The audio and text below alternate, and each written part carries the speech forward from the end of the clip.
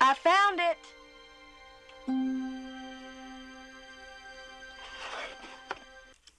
I told you.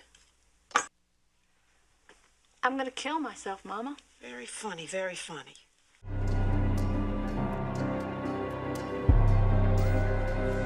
صباح الفل أو مساء الفل عليكم وحسب الوقت اللي حضراتكم بتسمعونا فيه، وأهلا وسهلا بيكم في حلقة جديدة من برنامجكم مسرح الأساطير والأفلام. النهارده معانا حلقة مسرحية، ولكن مسرحية تقيلة قوي، والمسرحية دي اسمها نايت ماذر، ومعناها تصبح على خير يا أمي. وقبل ما أبدأ أنا بس حابب أنوه إن الحلقة دي فيها كلام عن الانتحار بشكل كبير، وحابب أهدي الحلقة دي لدكتورتي سمر عبد السلام، دكتورتي في كلية الألسن، وهي اللي درست لي المسرحية دي، وأتمنى ما تكونش حلقة تقيلة عليكم. نبدأ بملخص المسرحية، والمسرحية دي يا جماعة بتتكون من فصل واحد ومتزامنة مع الوقت في العالم الحقيقي، والوقت ده هو ساعة ونص بتدور فيهم المسرحية بين المطبخ والصالون لأحد البيوت الريفية. والشخصيات اللي معانا هم ثيلما كيتس، أرملة في نهاية الخمسينات أوائل الستينات، وبنتها جيسي في نهاية الثلاثينات أو الأربعينات، اللي بتعاني من صرع واكتئاب وتعيش مع والدتها. المسرحية بتبدأ بجيسي بتسأل مامتها عن مجموعة من الأكياس البلاستيك وأكياس الزبالة، وفي الوسط كانت بتسألها عن مكان مسدس والدها متوفي اللي بتلاقيه مستخبي في علبة جزمة قديمة في أوضة السقف. بتبدأ بعد كده تنظف السلاح، وأثناء ما هي بتنظفه وبكل هدوء تقول لمامتها إنها قررت تنتحر في نهاية الليلة دي. ثيلما مش فاهمة كلامها ومش واخداها بجد،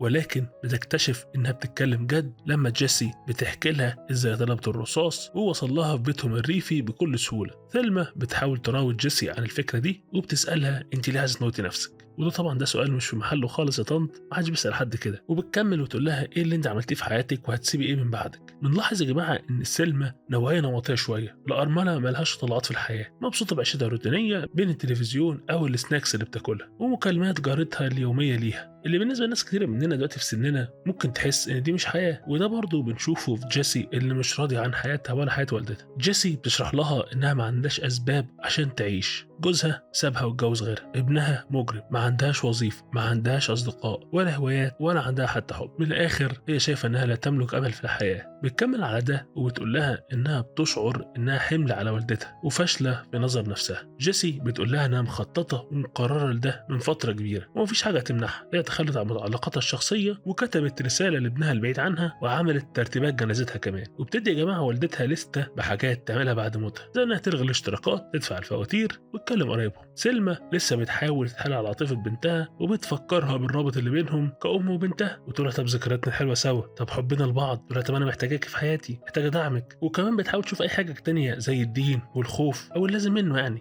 وبتحاول تعرف من بنتها السبب الحقيقي وراء قرارها ده عشان يمكن تحاول تساعدها. جيسي بتبدأ تحكي لوالدتها أسرار كتير عن حياتها هي ندمانة عليها، من ضمنها اعتداء جوزها عليها، وإن هي كانت على علاقة براجل تاني متجوز وكانت حامل وخسرت الطفل وبقت مدمنة على المسكنات والأدوية. فأثناء ما بتحكي الأم بتدرك إنها فشلت بفهم بنتها وفشلت في دعمها على مدار حياتها دي كلها، فبتحاول تشارك بنتها بعض الأسرار الخاصة بها هي كمان، زي إنها برضو كانت غير سعيدة في جوازها وحصل لها برضو إجهاض واتمنت إن يكون عندها طفل تاني. وبالرغم من كده كل ده ما غيرش رأي جيسي، وبتصر إنها مش بتعمل كده بدافع الغضب أو الحزن، ولكن بدافع الوضوح والاختيار. بتقول لها إنها تعبت من إنها تعيش حياة بائسة وبدون معنى، وهي خلاص عايزة تنهيها طبقا لشروطها هي الشخصية. بتكمل وتقول لوالدتها إنها بتحبها، ولكن هي مش محتاجاها خلاص. بتطلب من والدتها إنها تحترم قرارها وتسيبها تمشي في سلام. المسرحية يا جماعة بتنتهي بجيسي بتقفل على نفسها في أوضتها وبتطلق النار على نفسها.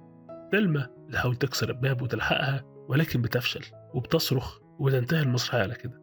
ده كان ملخص المسرحية، والمسرحية اللي عدت تقولها على قد ما هي مليانة معاني وسلطت الضوء على مشاكل كتيرة.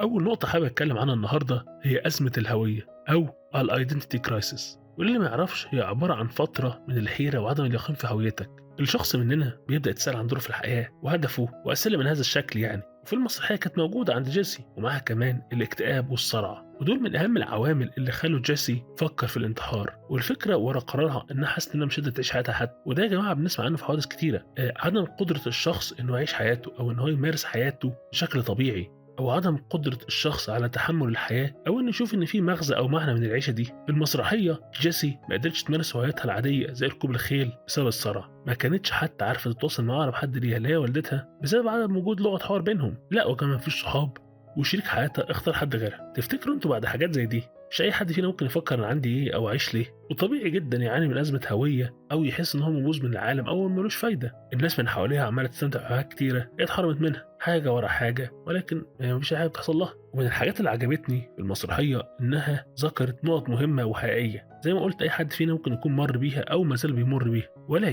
ولكن مش الحل انك تنهي حياتك، عشان ببساطه انت مش عارف ايه اللي بعد كده. يعني انا فاكر حد قريب مني قوي قال لي نفترض انت اخترت الاختيار ده، هو انت عارف ايه اللي هيحصل بعد ما تختار الاختيار ده؟ ما تعرفش هل ربنا هيسامحك او لا، او هتروح فين او هكذا. انت رايح لحاجه انت مش عارف اخرتها ايه. ولكن انا برضو متخيل تفكير شخص في موقف زي ده، هو انك عايز تنهي التفكير ده وخلاص. وبجد يا جماعه اتمنى ان اي حد بيسمع دلوقتي سواء حاسس بكده او يعرف حد حاسس بكده انه يحاول يلجا لدعم حد مختص. واتمنى بجد والله من كل قلبي ان انت تكون احسن او تكوني احسن، عشان على قد ما الحياه تقيله علينا يا جدعان، ولكن اعتقد وجهه نظر شخصيه نميتها بعد فتره في حاجات حلوه. ممكن احنا بس قاعدين في الجانب الوحش يا جماعه، او قاعدين في بيئه مش حلوه، ولكن اكيد في حاجات حلوه ممكن نشوفها تاني نقطه معانا النهارده هي لغه التواصل. شفنا في المسرحيه ازاي والده جيسي حاولت تمنعها عن قرارها، ولكن هي اساسا ما كانتش فاهمه شعور جيسي، وما كانش يا جماعه في بينهم لغه حوار حقيقيه، ولكن كانت كلها حوارات روتينيه غير مفيده لعلاقتهم. في الاخر محدش فيهم كان عارف يوصل للتاني شعوره الداخلي، ودي واحده من اهم المشاكل اللي بتعاني منها اي علاقه، حتى لو كانت بين الام وبنتها. كل واحد فيهم يا جماعه بيتكلم بلغه ولكن التاني مش فاهمه. الام مش حاسه بمعاناه بنتها، والبنت شايفه ان امها شخصيه سلبيه، ولكن بيتضح لينا ان كل واحد بيعبر عن شعوره بالطريقه الخاصه بيه، حتى لو كان فعل زي الاكل او الفرجه على التلفزيون. جيسي على العكس ما لقيتش طريقه تعبر بيها عن نفسها، حتى يا جماعه ما كانتش عارفه تسحل نفسها في الشغل بسبب الصرع، فاختارت انها تنهي حياتها. وبصراحه انا حاسس ان انا ما عرفتش اشرح الاحساس ده قوي ليكم، ولكن انا متاكد ان كل واحد بيسمع الحلقه دي فاهم او حاسس بالشعور ده، شعور انك بتتكلم واللي معاك مش فاهمك، تتكلم وانت حاسس انك محتاج مترجم. بصراحه اعتقد ان ده واحد من اسوأ المشاعر اللي ممكن حد يحس بيها.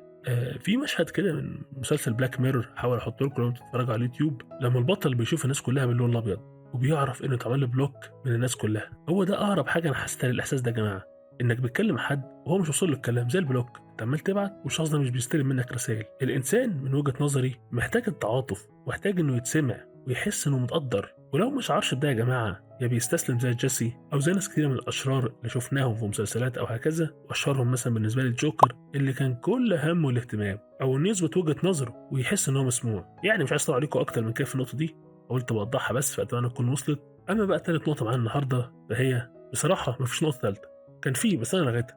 ولكن يا جماعه الاهم من اي نقطه واهم بالبرنامج ده كله ان الانتحار مش هو الحل. بجد يا جماعه تاني بقولها، انت مش عارف ترتاح ولا لا، ولكن في وجهه نظري الحل انك تطبطب على نفسك وتحاول تبسط نفسك. وانا عارف والله ان الكلام سهل، اسهل حاجه الكلام، والحل ده مش سهل خالص، ولكن مفيش حل تاني. وبصراحه نفسي تكون الحلقه دي بالنسبه لحد واحد بس من اللي بيسمعوني حالا نوع من انواع الطبطبه، ويحس او تحس انهم مش لوحدهم.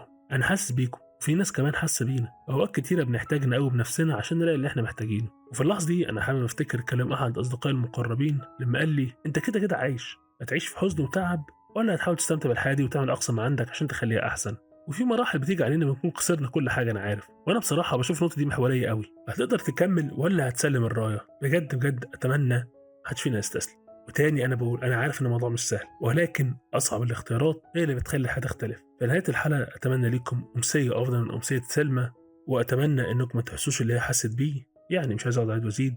اتمنى تاني الحلقه ما كانتش تقيله عليكم، اتمنى تكون عجبتكم. نتقابل الاسبوع الجاي في حلقه جديده من مصر على الاصيل والافلام. كالعاده انا كنت معاكم عمر الدش، سلام.